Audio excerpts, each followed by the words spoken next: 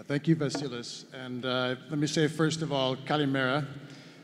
And thank you for inviting me to provide the IMF's views on the Greek economic situation.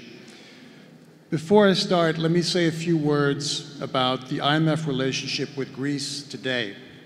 Our engagement centers around twice-yearly consultations with the Greek authorities on the economy and to provide policy assessments and advice in our core areas of expertise, including fiscal and financial sector policies. We do not have any type of program monitoring or negotiating relationship, and we have not dispersed a loan to Greece since mid-2014. Before turning to policies, I will begin with some context as we see it. Where does Greece stand today? In our view, the picture is mixed. The Greek economy is growing again, but at just an average pace within the euro area, reflecting low productivity and negative demographics. 470,000 Greek citizens left Greece during the crisis. For a country that is coming off a huge fall in income, this rebound in economic activity is very, very weak. Unemployment remains unacceptably high, the highest in the euro area. Greece's social welfare system continues to fall short of what is needed to address poverty and social inclusion. Greece has met and even exceeded its primary fiscal balance targets and commitments to the European institutions in recent years, but with a cost to growth, such as by compressing investment spending. And Greece has the highest public debt ratio in the euro area. The financial sector remains the weakest in the euro area, with the highest NPLs. Greece is now in its 10th year of negative credit growth, with little prospect of returning to normal lending in the near future. The lack of financing weighs on the Greek economic recovery. Markets and cross-country surveys would seem to broadly agree with this mixed assessment.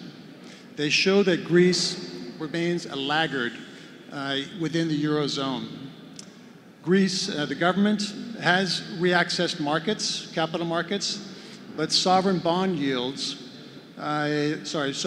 spreads, which reflect country risk, so the spreads reflect country risk, remain the highest in the euro area. And we're at the same level today as in early 2018. Greece ranks near the bottom, or at the bottom, among euro area countries in many cross-country business environment and opinion surveys, and well below Portugal, a country which Greece is often compared to. Looking ahead, Greece faces very adverse demographics. The Greek population is aging, with the working age population expected to shrink by close to 40% by 2070. This is more than 3 times the euro area average decline. So all this points to the need for Greece to do more to close the gaps. So what does the IMF see as key reform priorities? What are the priorities to achieve faster and more inclusive growth and to allow Greece to become more competitive inside the Eurozone? Our views are laid out in our recent post-program monitoring report, but let me highlight a few areas. We see 2 key priorities in the fiscal area. First, Greece can benefit from a better fiscal policy mix.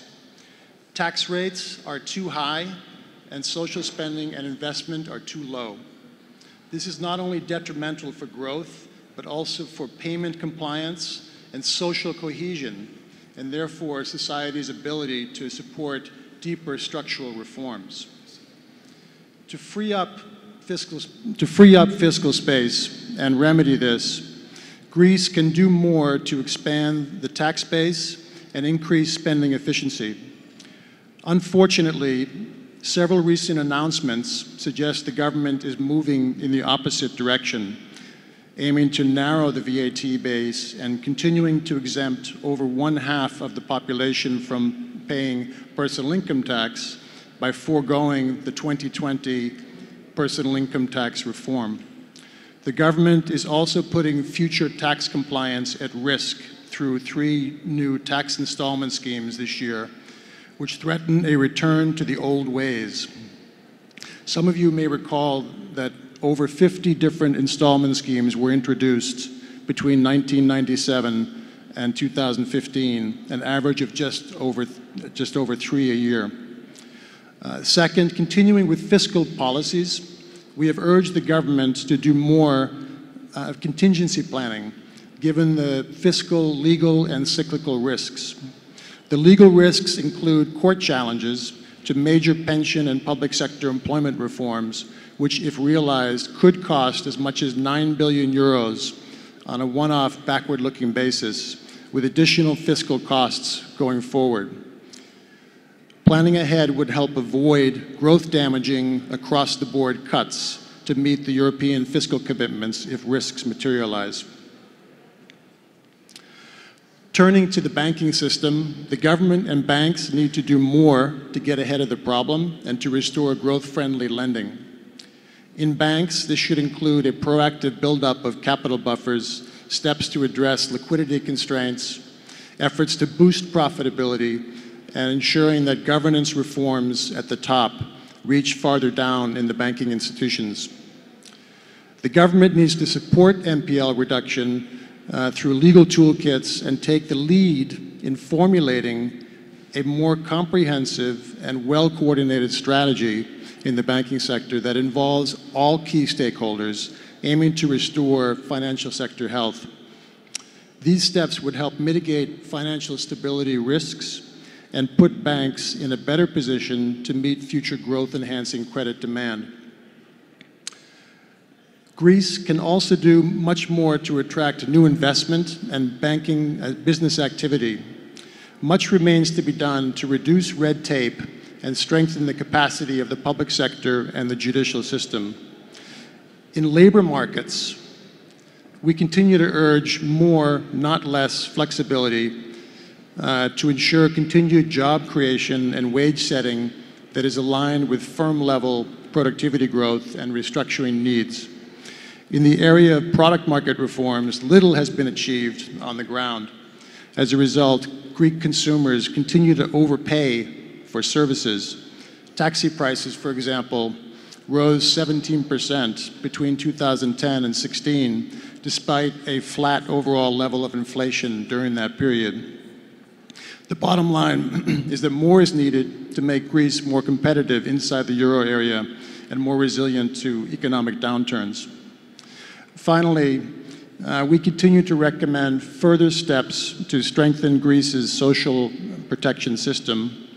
Progress has been made with redirecting social spending towards better targeted forms of assistance, including through the Guaranteed Minimum Income Scheme, a unified child benefit system, and a housing benefit system, and additional active labor market policies.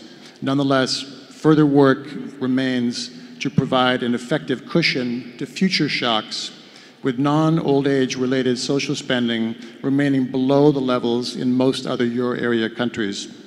In closing, Greece has a large, unfinished reform agenda. The Greek government needs to keep its focus on medium and long-term growth and social inclusion, and not on short-term popular measures. It needs to build consensus and finish what was started. The areas that I mentioned will help support stronger and more inclusive growth and help Greece to compete more successfully inside the Eurozone. This is the only sustainable path to a higher living standard for Greek citizens in the medium term and long term. Thank you, Vasilis.